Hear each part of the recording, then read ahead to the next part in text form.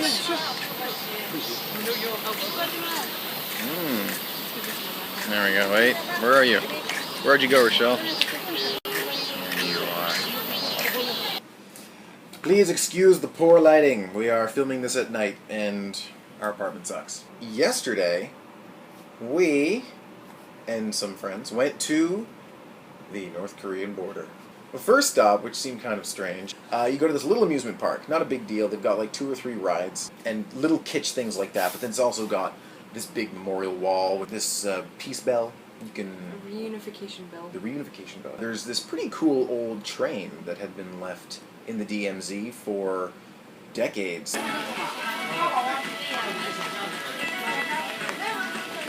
There's ribbons and notes and prayers tied to the chain link fence there with signs.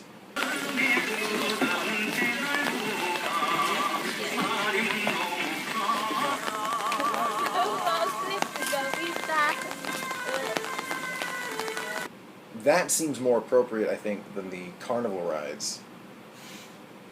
Unfortunately, pouring rain. It was pouring rain when we got there, and it was very hazy. It was just white. Like you get to those binoculars that look out over this ravine. It was just nothing at all. It was kind of disappointing, but you know they can't control it. But people were still putting coins in. Yeah, just like maybe I'll see something. It can magically see through fog. Well, it sees.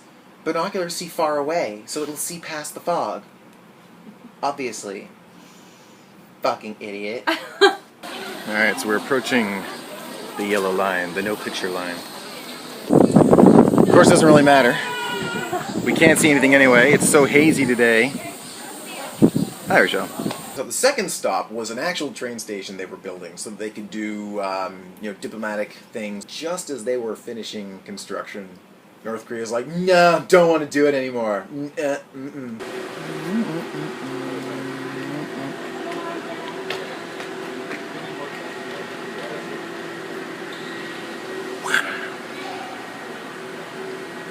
And then we got to go to the main thing. The third tunnel of aggression. The third tunnel of aggression.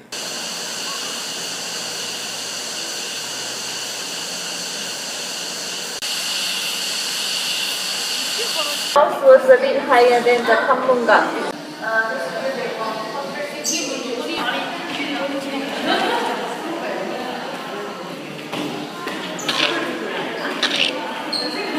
If you don't know, the North was digging these tunnels under South Korea to try and surprise with an attack. No, they weren't finished. But they were about 5 feet across and like 5 feet high, like 300 meters steep incline. Like really steep. Yeah. So you cannot be claustrophobic. And then it's another like 300 meters straight line. But I don't know what the master plan was, because by the time you walk, just the section we walked, never mind you have to also walk through the DMZ over into the North Korean section, but just the distance alone was pretty intense, and then you got to figure if you're a soldier, you're carrying all your gear. You're not fighting any war when you come out of that tunnel. No, you have to take like a couple of hours to just sit there. You just, I gotta... So, you know, wishful thinking as usual on behalf of the North. When they dropped us off, we saw a riot. Not. Oh yeah! Okay, so we're getting dropped off. They drop you off at this particular tour at Seoul City Hall. And we started to notice out the sides of the bus a very heavy police presence. Like police buses every block. Officers by the dozens at every intersection.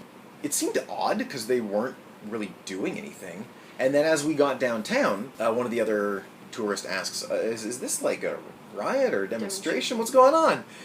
And our tour guide said, like, oh yeah, actually there's a protest today. She said, like, well, it's not anti-government, but it kind of is. I think it's about, like, corruption. It's about, like, corruption in the government.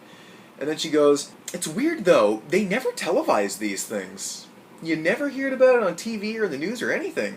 Yeah, no, it's about corruption. Our cynical view of government in North America, so noticeable here. No one really thinks that anyone will ever sort of be disingenuous to them, whereas we just expect it all the time. Politicians are lying sacks of shit, obviously. What? There's no good politicians. Yeah, after this tour about how great democracy has vanquished communism, oh, look at these people and their rights being oppressed and Orwellian suppression of the news. Well, thanks for taking the tour. Off you go. It wasn't like they had like the black body armor and everything.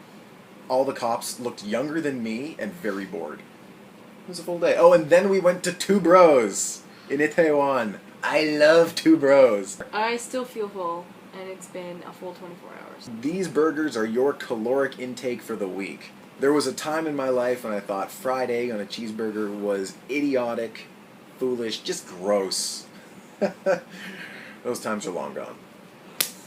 Keep yawning, I'm tired. They always have excellent, bizarre music playing. Kind of a little uncomfortable. Don't go there on a first date. Huh?